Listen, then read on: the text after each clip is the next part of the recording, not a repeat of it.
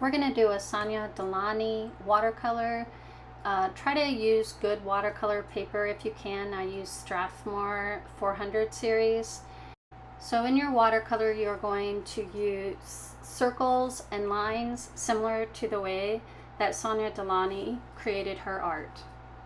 What I'm going to have you guys do is take your watercolor paper, tape it down to a hard board, and then using Sharpie, you're going to want to have a thick Sharpie and a thin Sharpie, and I want you to do 2 lines, at least 2 lines. If you want to do 3, you can. It can be diagonal, they can be straight, however you want to do them, and find like 3 different things to trace around that are circular. So I'm going to start by putting down some circles, and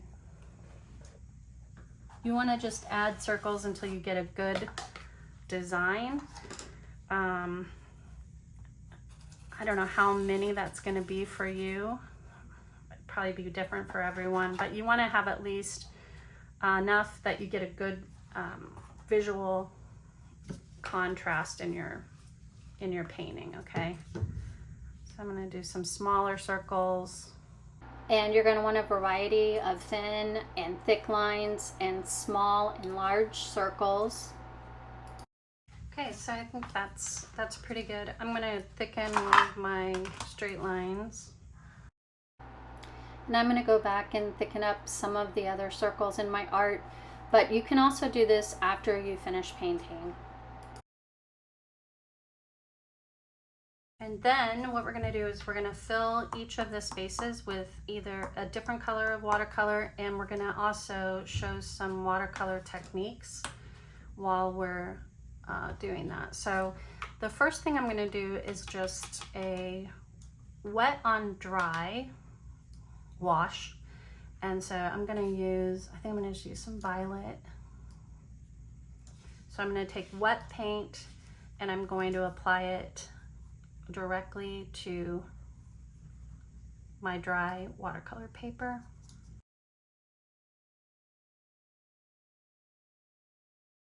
Okay, now I'm going to I'll show you how to do a wet on wet, which is actually easier to get a flat wash using wet on wet. So you're just going to wet your paper where you're going to apply your paint.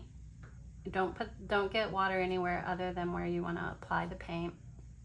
And then take some wet paint and you're just going to put it onto your paper. And if you want, you can let it have this kind of an effect, or you can also still do a flat wash with this technique. So right now I'm going to do a flat wash, and then I'll show you how to do where you drop in color onto wet. Okay, so now we're going to I'll do a drop in for you so you can see what that looks like. Let's do it over here. I'm just going to get water, a decent amount of water, onto my paper, and then I'm going to take paint and I'm going to just touch it to the surface, and you can see what happens. It spreads. You can do 1 color or you can do 2 colors. Let's do 2 colors on this one. Okay, so I'll show you how to do a gradient blend, and you're going to want to use your color theory on this, because you want to use 2 colors that mix well together. So like if you use yellow and red, it's going to create an orange gradient. So let's do that one. Let's do orange. Let's do red and yellow and create a blend using those colors. And I'm going to apply water first just to give me a little bit more time to do my blending. You don't want as much water as you did for your drop-in color. You just want to wet the paper. And then I'm going to start with my yellow. I'm going to do the yellow at the bottom, and I'm going to come all the way up just past midway, because I want the middle section to turn orange. So I want to have both colors. Okay, now I'm going to switch to red. Start at the top with my red. I don't know what kind of watercolor you guys are using, but watercolor paint has a bias towards one secondary color or the other. So if you're using red, the alizarin crimson is going to want to turn more violet, and cad red medium has more of a yellow by orange bias. So you want to use your cad red medium if you're trying to create an orange. And I want this to blend a little bit more, so I'm adding water to my brush, and then I'm just going to pull this out a little bit using the water to make it go a little bit orange. Another color. So I'm going to do some wet on dry on my pink right here. I'm going to use some violet, and I'm just going to create some more arcs in here. So when you think about color theory, you're also thinking like violet, the complementary color of violet is yellow. So those colors are gonna, when they're blended together, it's gonna create a neutral, which you don't really want in this painting. But when they sit next to each other, it will create a vibrancy. So I'm gonna add some yellow next to my violet here. Doing wet on dry. This is Gamboge yellow.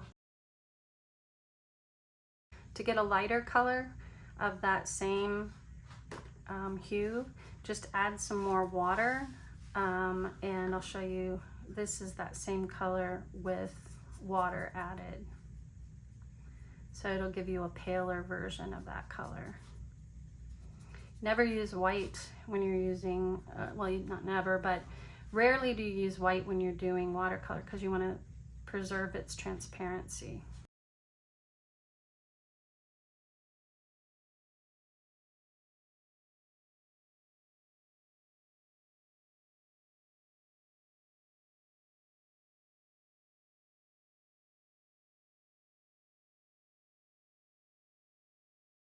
Another technique, which is just a lift off technique, where I'm using like crumpled paper towel, and I'm gonna lay it down, get a bigger piece, and then press it and then just lift it off. So.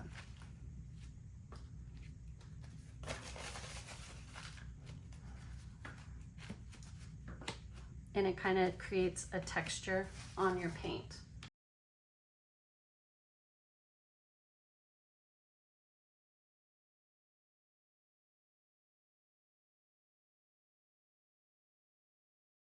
So this is called mixing on canvas, or in this case you're mixing on watercolor paper, and you put down your first color.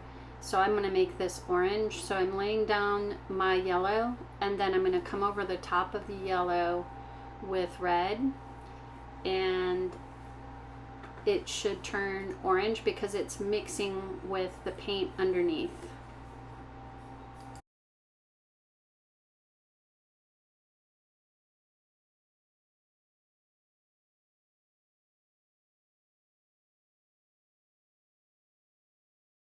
And you're just going to keep working and filling in until every white space is filled with color.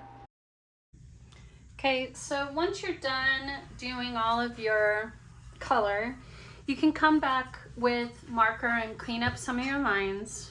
You can make some of them thicker, and you have to make sure that this is 100% dry before you do this.